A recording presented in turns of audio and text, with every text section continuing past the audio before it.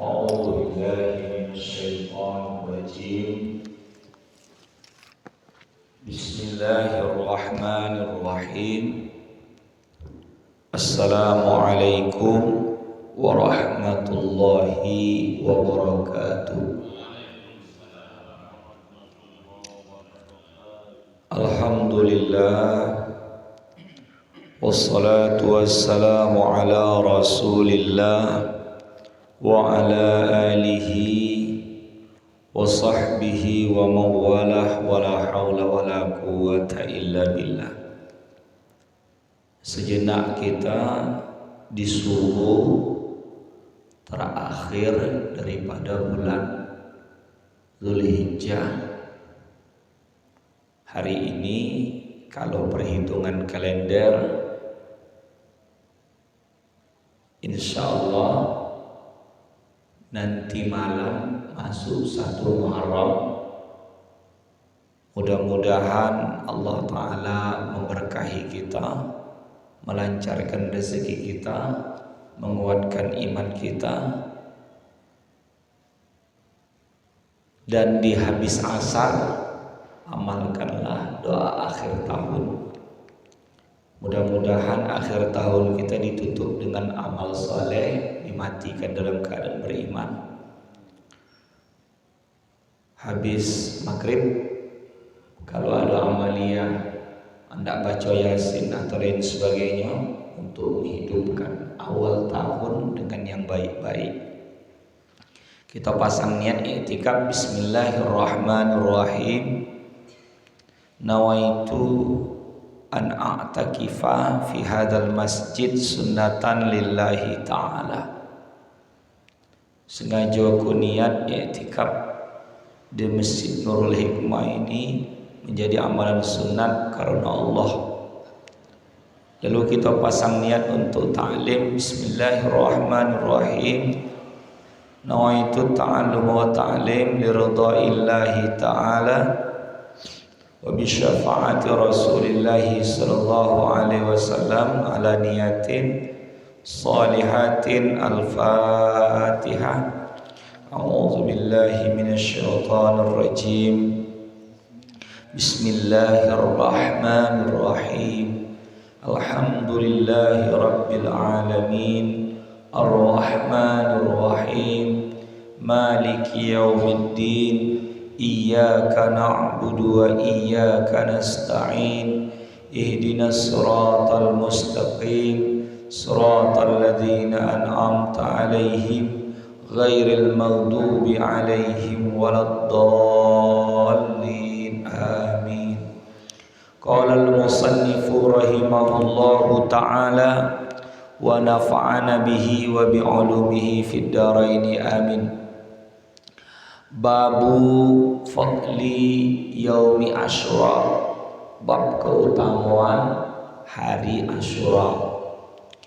Qala haddatsana Muhammad ibn al-Fadli, haddatsana Muhammad ibn Ja'far, haddatsana Ibrahim ibn Yusuf, haddatsana Sufyan an Ibrahim an Muhammad bin Maisarah qol balaghna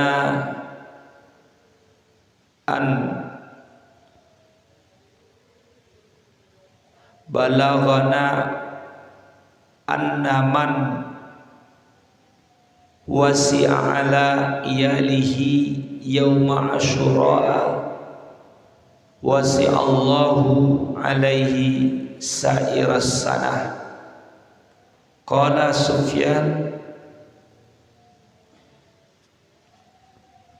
jarabnahu fawajadnahu kazalika.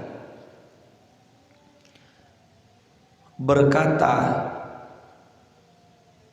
haddatsana, telah menghadiskan kepada kami Muhammad bin Fadl, sampailah ceritanya kepada Muhammad bin Maisarah. Dia mengatakan balaghana, telah sampai kepada kami, anna, bahwasanya man wasi'a ala iyalihi yauma Asyura, barang siapa yang melapangkan atas keluarganya pada hari Asyura, wasi'allahu alaihi sa'irasana, Allah Ta'ala melapangkan dia sepanjang tahun. Qala Sufyan, jarabnahu fawajadnahu kadzalik. Kami buat seperti itu, lalu kami dapati seperti itu.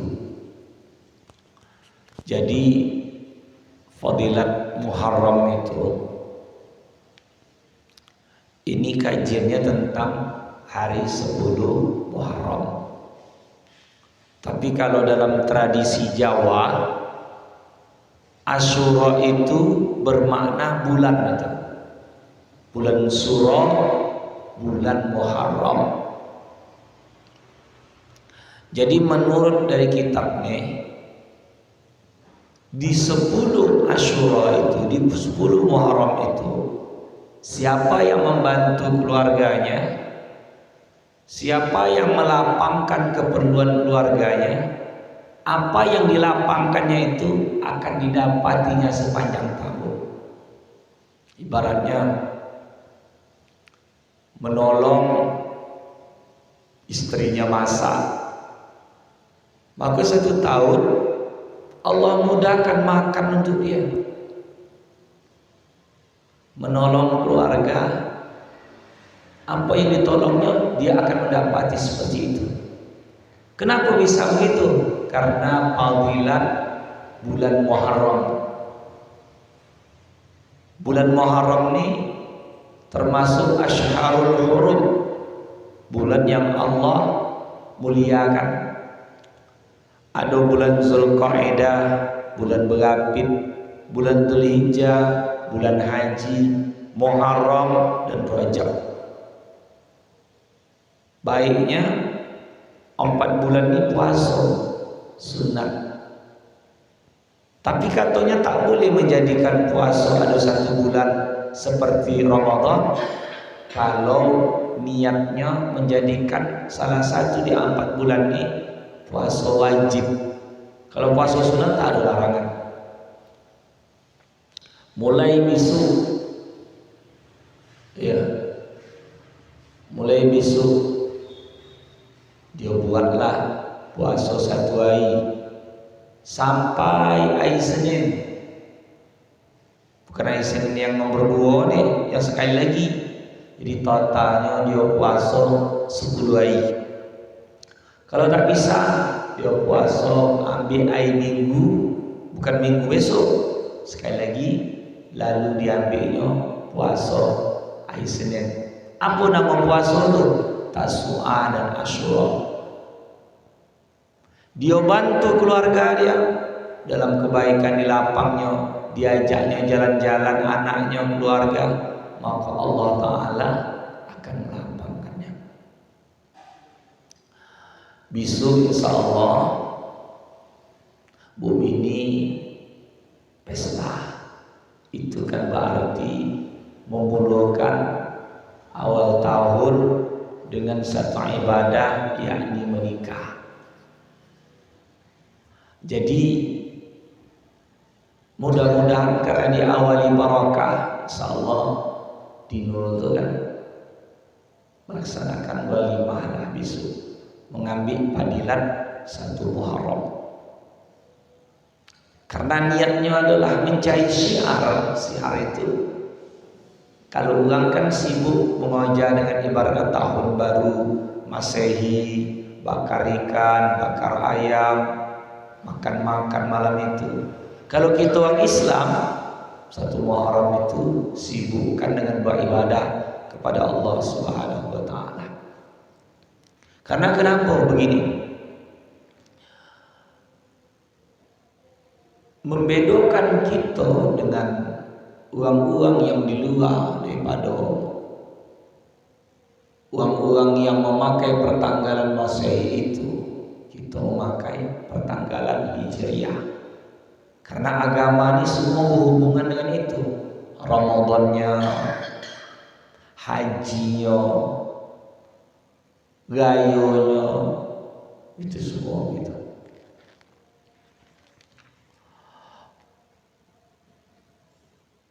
Warawa Sa'idun Jubair ani bin Abbas radhiyallahu taala anhuma. Sa'id bin Jubair telah meriwayatkan dari Ibnu Abbas, semoga Allah taala meridai, anhuma, Ibnu Abbas dan Abbas. Qadaman Nabi sallallahu alaihi wasallam al-Madinata. Rasulullah masuk ke dalam negeri Madinah. Fawajadal Yahud, maka dia mendapati Yahudi yasumuna yauma Asyura. Para Yahudi itu berpuasa pada hari Asyura. Jadi gini, Rasulullah sampai ke negeri Madinah, itulah dihitung buat Umar bin Khattab, karena pertanggalan itu Rasulullah tak buat gitu. Rasulullah tak buat. Jadi di zaman Umar bin Khattab, karena surat-suratnya udah terlalu banyak, surat pemerintahan, dia kan khalifah dari negeri Syam nanti. Ini kok Saban Milo nih, ibaratnya kalau Januari Milo, Muharram Milo, tak tahu. Jadi si Umar radhiyallahu anhu membuat, udahlah kita tetapkan bila Rasulullah hijrah, itulah awal tahun Islam. Begitu. Tapi ada yang mengatakan bukanlah berarti pas betul berketepatan Muharram itu, tidak, tapi dimulakan untuk itu tahun pertama. Tapi kalau kita rujuk daripada kitab Tanbihul Ghafilin ini, pada saat itu Rasulullah menengok di Madinah orang-orang Yahudi daripada bab ahlul kitab. Yahudi dan Nasrani kan ahlul kitab. Kalau Yahudi ini berpegang kepada Taurat, kalau kita kan Quran. Kalau Nasrani itu kepada Injil. Dia dapati orang-orang Yahudi itu berpuasa. Jadi ada kelakuan daripada Yahudi itu yang kita ambil, ada yang tidak. Yahudi ini umat sebelum umat Muhammad, syariatnya ada. Jadi adalah anak remaja bertanya, kenapa di zaman Nabi Adam anak sama anak bisa nikah? Apakah itu boleh? Itu namanya syariat sebelum kita. Syariat sebelum kita itu belum matang. Berarti ya begini, kalau kita sekarang kan udah dimatangkan, udah disempurnakan. Jadi pada saat itu manusia tak ditawarkan yang lain, maka dinikahkan dia sama anak yang lain gitu, disilang saling. Begitulah yang terjadi. Kalau kita tidak tengok macam Nabi Allah Adam menikah dengan tulang rusuk dan lagi, yakni Hawa. Jadi gitu. Jadi syariat. Jadi pada saat itu Rasulullah sampai ke Madinah, menengok orang Yahudi lagi puasa. Fasa'alahum an zalik. Dia bertanya kepada mereka tentang itu. Apa yang kalian perbuat nih? Gitu. Dia bertanya kepada orang Yahudi itu, apa yang kalian perbuat? Faqalu, mereka berkata, inna hadzal yauma azharallahu fihi Musa. Sesungguhnya pada hari ini Allah telah menzahirkan Musa. Ada azhar itu bisa melahirkan, bisa menampakkan, bisa memutus, ya, bisa memenangkan. Wa bani Israilah, dan atas bani Israel, ala qaumi Fir'aun, atas kaum Fir'aun. Fanahnu nasumuhu ta'ziman lahu. Kami puasa akannya sebagai mengagungkan untuknya. Faqala Nabi sallallahu alaihi wasallam, berkata Nabi Muhammad sallallahu alaihi wasallam, nahnu aula bi Musa minkum, kami lah lebih utama kepada Musa daripada kamu, karena kami ini yang paling mirip. Kalian ini udah mentahrif, mengubah isi kitab Taurat itu, tapi ajaran kami masih mirip dengan Musa. Maka kata Rasul, kami lebih utama daripada kamu. Fa amara bisawi, maka dia memerintahkan dengan puasanya. Jadi perintah di sini bukan wajib, anjuran. Dari mana tahu? Karena ada ayat-ayat sendiri yang wajib, seperti puasa Ramadan. Kalau sobat pula dianggap puasa Asyura itu wajib, kita telah menyalahi aturan. Jadi orang yang bisa tahu begitu bagaimana? Orang yang belajar fikih, orang yang bermazhab. Mazhab itu bukan melangkahi Rasul. Mazhab itu metode menggali Quran dan hadis. Jadi tidak akan bisa benar menggali Quran dan hadis itu kalau tidak ada metodenya. Gara-gara tak ada metode, akhirnya karena dianggapnya kucing itu adalah hewan-hewan yang beredar di antara kita, tai kucing pun bisa jadi tak najis katanya. Itu karena dia tak belajar metode fikih. Fikih itu, mazhab itu, kemampuan orang-orang pandai yang paham Quran dan hadis, ijma ulama untuk menetapkan ini. Contoh, kalau tidak pakai fikih, mana tahu kita rukun solat itu 13. Hadis tak ada menjelaskan rukun solat itu 13.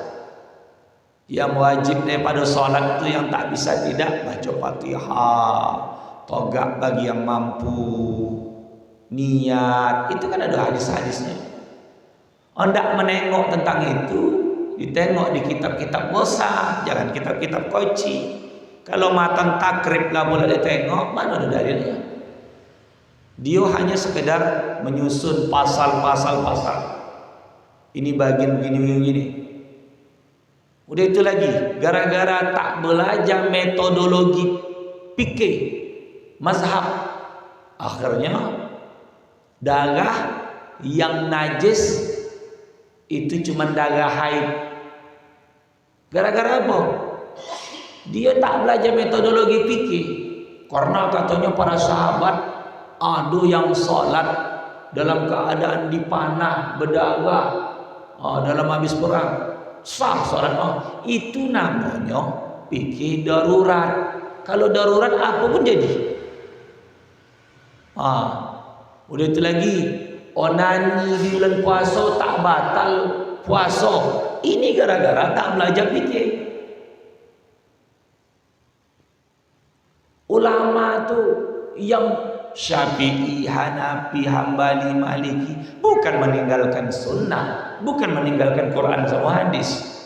Orang bodoh yang mengatakan bosnya kalau ikut Rasul apa ikut Syafi'i, ikut Rasul apa ikut Hambali, ikut Rasul apa ikut Hanafi. Kenapa disandingkan pula? Lainlah kualitas. Tapi kita tahu tentang hukum ni dari ulama-ulama mazhab tu tak dari Rasul. Jadi uang tu berdasarkan Quran dan hadis, uang digali. Macam mana kita nak mengatakan ikut Rasul, kita tak jumpa Rasul? Sahabat aja tak jumpa gitu, tabi'in aja tak jumpa.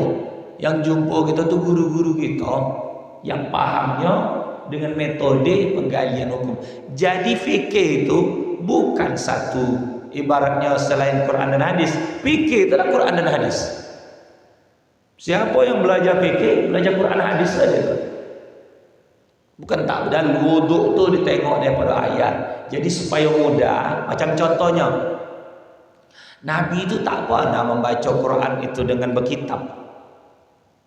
Membotul-botulkan bacaan tu macam ibaratnya ada hukum ikhfa, izhar, iqlab, idgham. Zaman Nabi tak ada tu.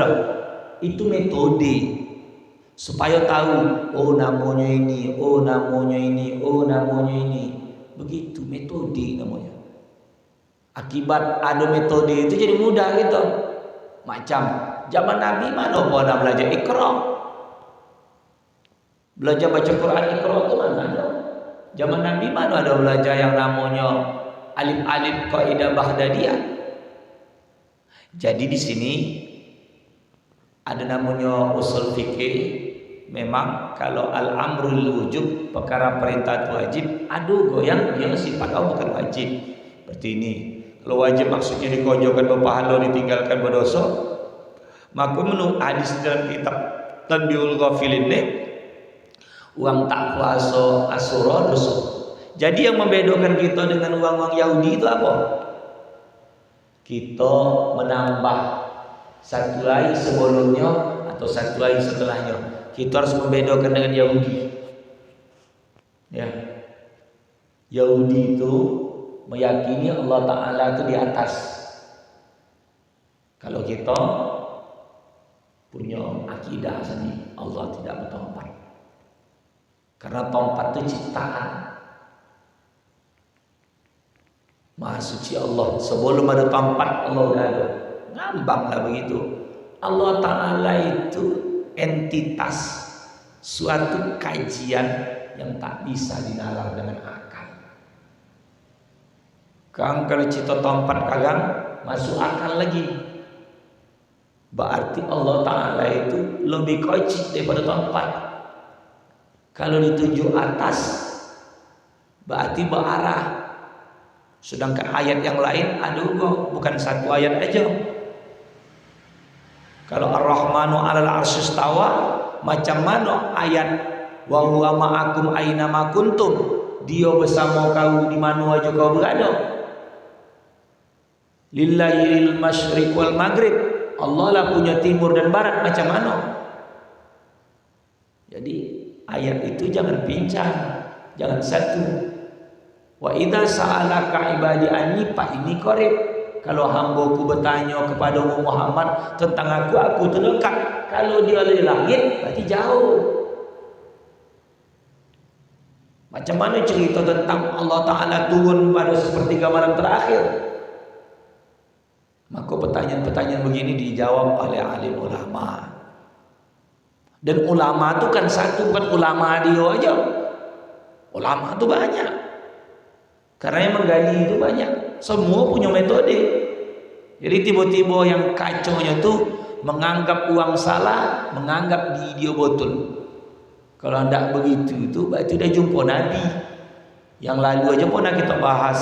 Salatlah kamu sebagaimana kau tengok aku salat. Kita tidak pernah melihat Rasulullah salat. Nanti kalau menurut hadis ini tak pernah kita salat. Wang tak pernah kita nengok Rasul salat. Salatlah kamu sebagaimana kau tengok aku salat. Siapa yang pernah nengok Rasul salat? Tak ada. Yang kita tengok guru kita salat. Gitu. Jadi ada kajian-kajiannya. Jadi di sini qala al-faqih, berkata faqih penyusun kitab ni, qad ikhtalafu fi tafsiri hadhil yaum, sungguh mereka berbeda pendapat tentang menafsiri hari ini. Qala ba'duhum innama summiya Asyura, ada yang menamakan Asyura li'annahu asyiru yaumin minal Muharram, karena dia hari ke-10 daripada bulan Muharram.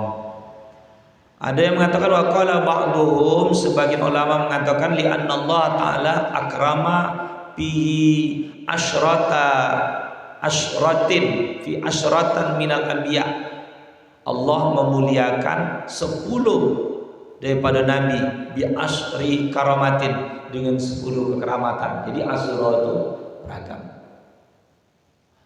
Kisah Nabi Allah Musa ketika dia meninggalkan kaumnya untuk berjumpa dengan Allah Ta'ala, berkalam dengan Allah Ta'ala, itu 1 bulan lalu ditambah 10 jadi 40 hari. 40 ini banyak fadilatnya, macam salat Jumat itu wajib berjamaah dan uangnya dibataskan 40, lebih uang tak bisa dalam mazhab Syafi'i. Kalau sholat wajib biasa membedakan dengan Jumat, satu orang aja bisa. Begitu. Sekian sampai situ aja. Kalau ada yang tanya, dipersilahkan. Makasih. Demikian. Assalamualaikum warahmatullahi wabarakatuh. Ya Pak ya. Umat Islam di Indonesia ini 87%, non Muslim 30%. Umat Islam disuruh mengikuti gaya umat Islam yang 87% ini harus mengikuti gaya yang 30%. 13%. 78. Iya, 87. Harus mengikuti gaya 3%. 13. Rasulullah melarang kita mengikuti gaya-gaya orang kafir. Yang menjadi masalah bagaimana kita menyelesaikan persoalan ini. Bismillahirrahmanirrahim. Menyelesaikan masalah itu umat Islamnya harus bersatu. Penyakitnya ada di umat nih. 87 itu tak bersatu. Apa tak kalah kita dengan yang 13. Dalam Islamnya aja tengok banyak paham kan? Banyak paham kan? Ada yang si A, ada yang si B, ada yang si C. Masalah kunut tak kunut aja berkelahi. Kata kita 13, tapi orang tu bersatu. Apa tak kalah walaupun 87 tapi berserak. Saya ada beberapa tahun yang lalu masuk ke dalam penjara dalam rangka mengisi pengajian di penjara. Di penjara itu penghuninya banyak, tapi tak bisa berbuat apa-apa karena dia di sel di penjara. Satu kamar ni kan isi sekian, satu kamar ni kan isi sekian, satu kamar ni isi sekian. Walaupun dia banyak uang penjara ni, tapi dia terpetak-petak. Itulah terjadi dalam Islam. Ada orang paham ini, membid'ahkan paham ini, dia sama dia bergontok-gontokan, dia sedih tak bersatu. Jadi cara menyelesaikannya itu gimana? Bersatu dulu umat Islam.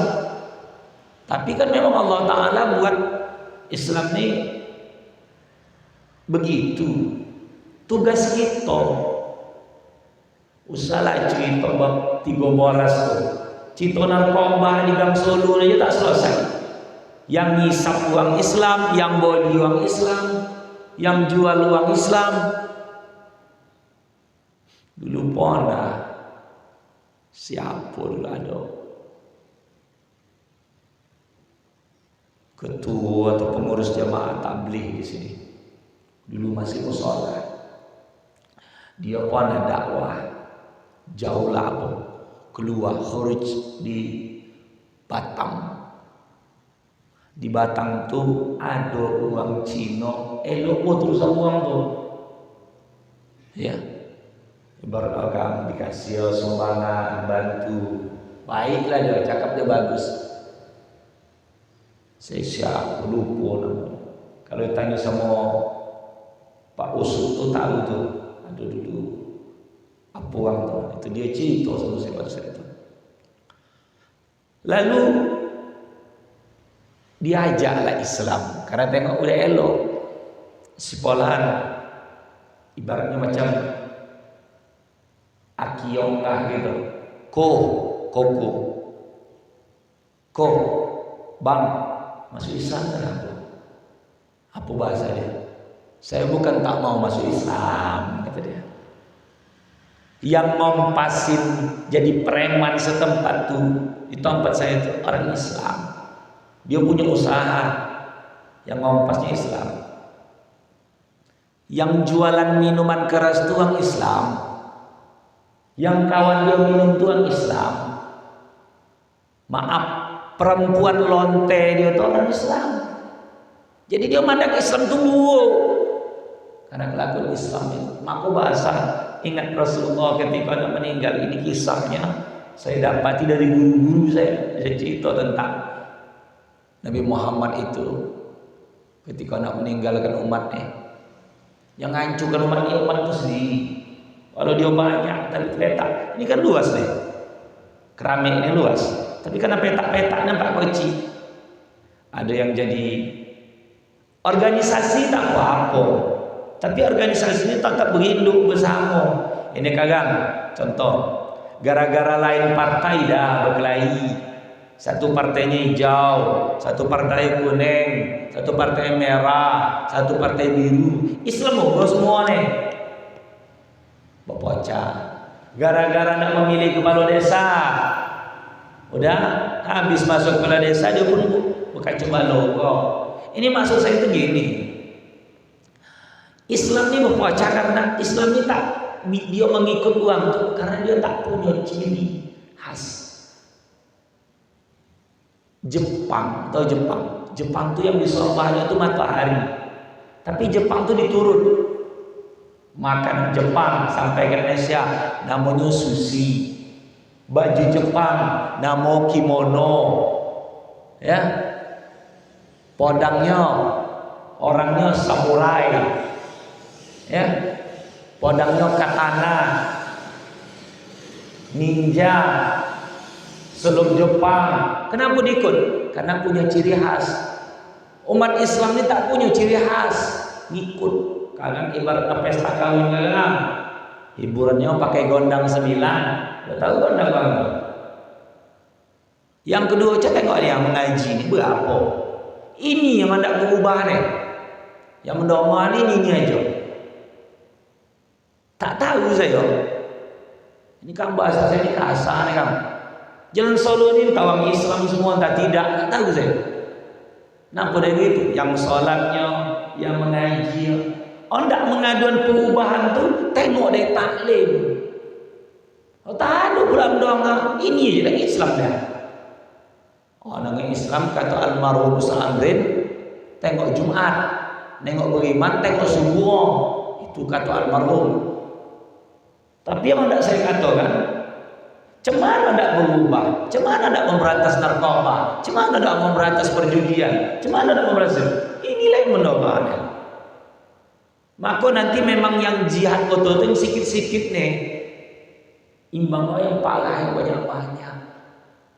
Jadi kenapa umat Islam ini tak punya ciri khas? Sebab dia sendiri saya tak bersatu. Satu agama membid'ahkan. Usah cita bid'ah. Ajak orang tak sholat tu sholat. Ajak orang berjudi tu taat. Ajak orang yang jauh dari Allah tu supaya dekat. Ini orang beribadah dia pakai camuk. Masalah furu' ulama, masalah perbedaan pendapat. Ulama udah ada, dikaji dulu. Itu boleh bahas. Masalah ngangkat takbir, ngangkat tangan tu hukum sunat, takbir tu wajib. Itulah tak belajar ni tadi.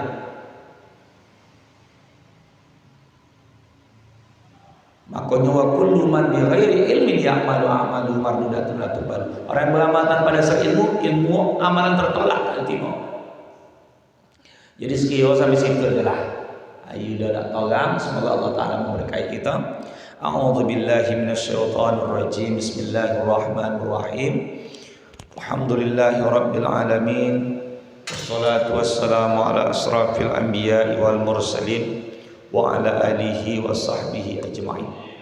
Allahumma ighfir lana dzunubana ya Allah, ya Tuhan kami, ampunkanlah dosa-dosa kami. Wali walidina, dosa dua ibu bapa kami. Warhamhum, sayangilah dua ibu bapa kami. Kama rabbauna shighara, sebagaimana susah payah mereka mengasihi sayangi kami di waktu kecil. Ya Allah, berkahkan rezeki kami, sehatkan badan kami, kuatkan iman kami, mantapkan keyakinan kami. Rabbana atina fid dunya hasanah, fil akhirati hasanah wa qina azaban nar. Walhamdulillahirabbil alamin. Taqabbalallahu minkum.